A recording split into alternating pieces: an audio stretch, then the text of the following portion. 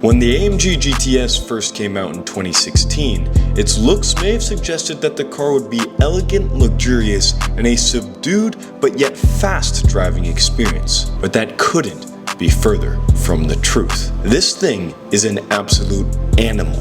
The sensational 4-liter twin-turbo V8 produces a growl that just tells you you've got a monster under the hood. In GTS spec, it produces 503 horsepower and 479 pound-feet of torque, but the car's pace makes it feel like more. Although it's beautiful externally and internally, the GTS has a sort of aggression to it, and it drives like a true sports car. It makes sense because this platform was used for the Mercedes AMG GT3 race car and still is to this day, even though we have a new GT being produced. This GTS is unique because it sports a sensational wide-body kit dubbed the Carbonerre Project, which I believe bridges that gap between the car's beauty and aggression. What is up, YouTube? Welcome back to another video.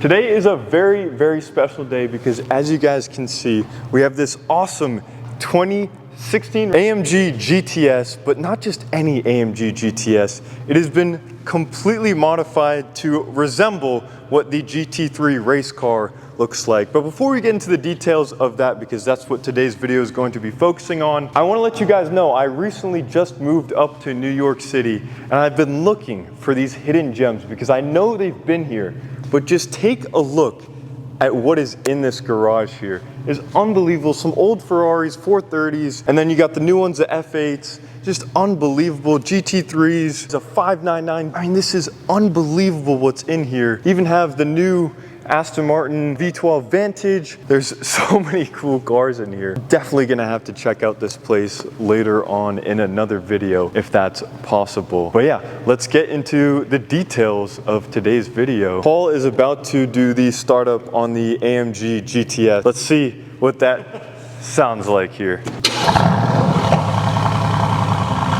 Sounds pretty good. That 4-liter twin-turbo V8 comes to life. Is there a custom exhaust on there? Well, the exhaust itself is stock. The engine is stock, the exhaust is stock.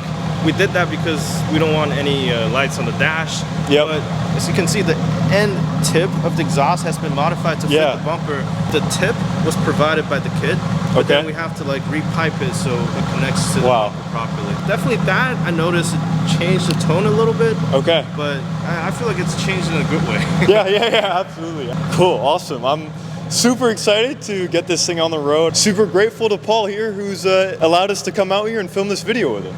All right guys, so this is Paul, the gracious owner of this awesome looking 2016 AMG GTS. Kind of want to ask you a little bit about your experience, your ownership here, owning the car a little bit in New York City. What are your favorite parts about the car? Kind of what inspired you to do this build, right? Because it is extremely unique. Yeah, so I've been living in New York for about 10 years now. Okay. And what made me build this car is when it was on YouTube back in high school. I ran into, of course, Liberty Walk. It's the Widebody brand. And I just fell in love with that style, like bolted on wide bodies, cut the fenders, make it like insanely wide there with the huge swan neck wings.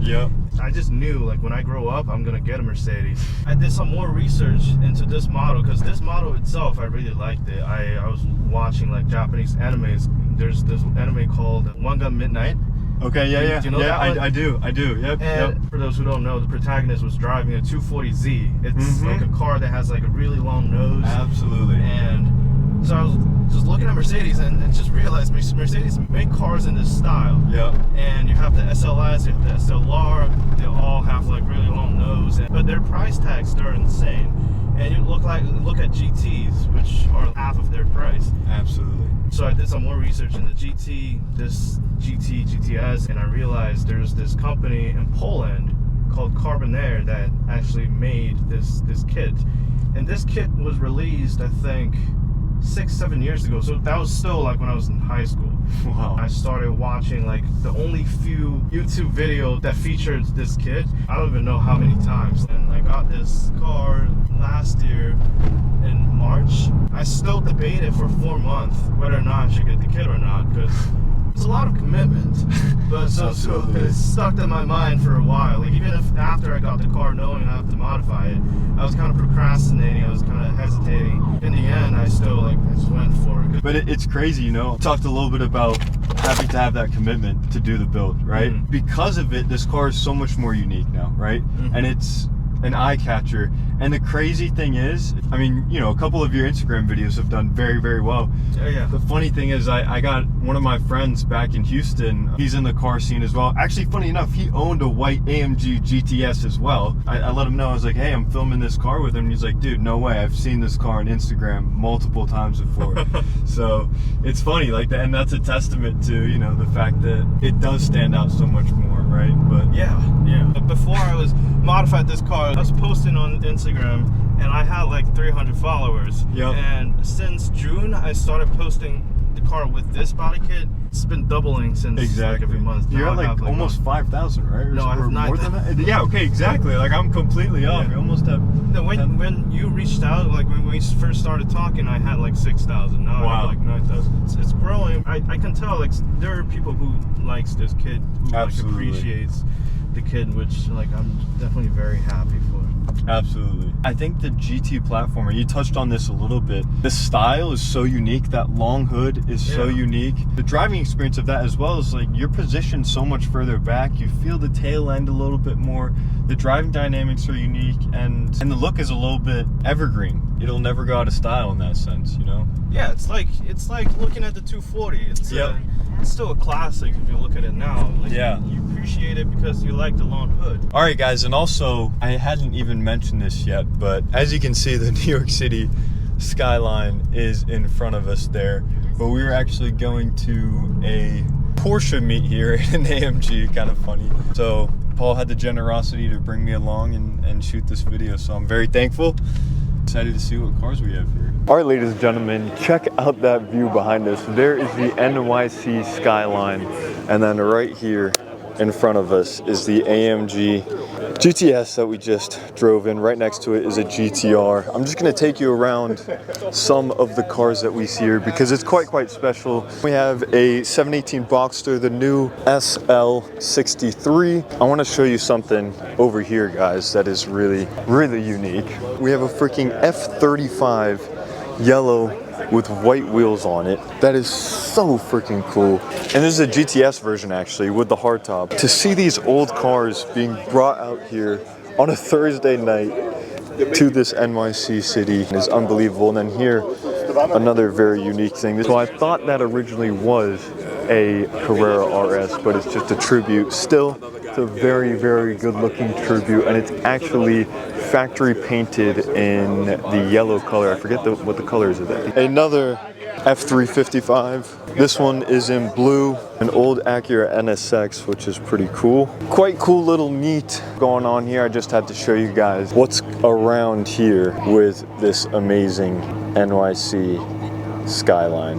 Look at that. Oh, wow.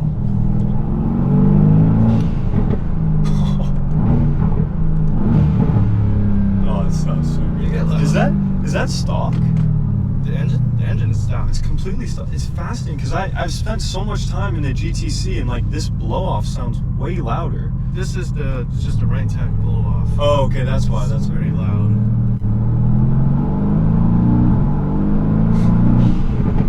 Holy crap.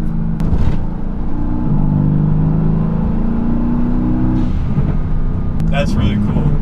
Adds a whole nother character to the car, you know? That's just the little fun thing that I have on the car. Yeah.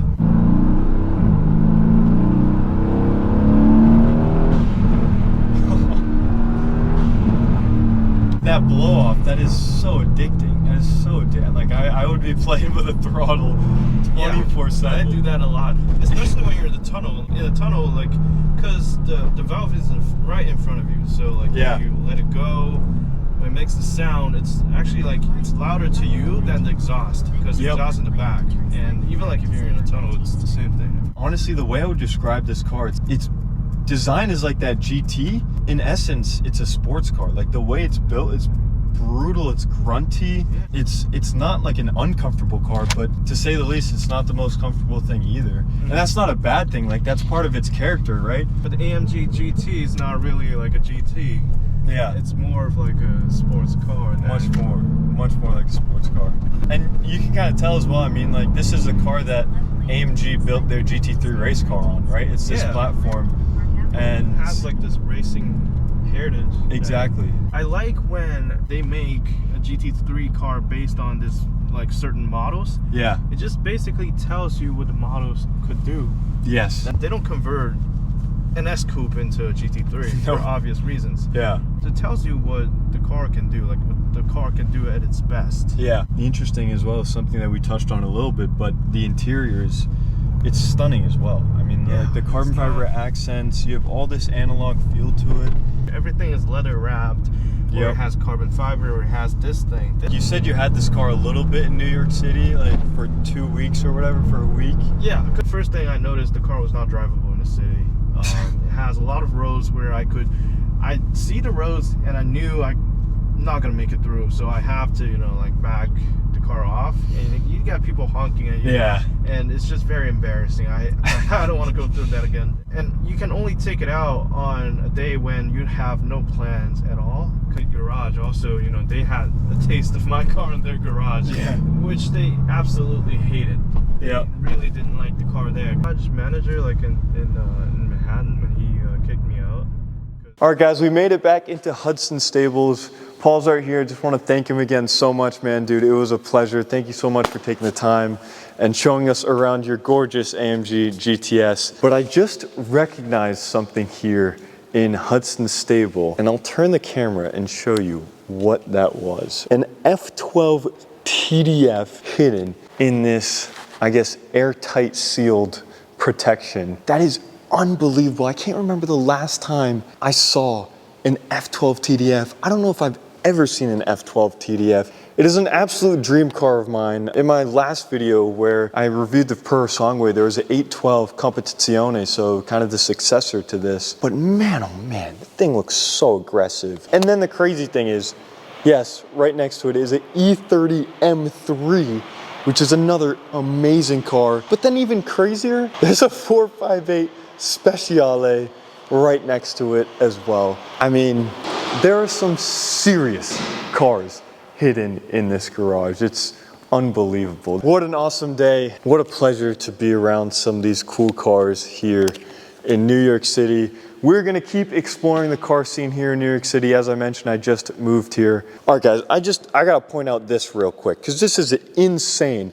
I just caught this as I was leaving. This V12 Vantage, this is a new V12 Vantage, and if you look, you can kind of see a two-tone color here. But if you actually start to go closer, that's green carbon fiber. That is unbelievable.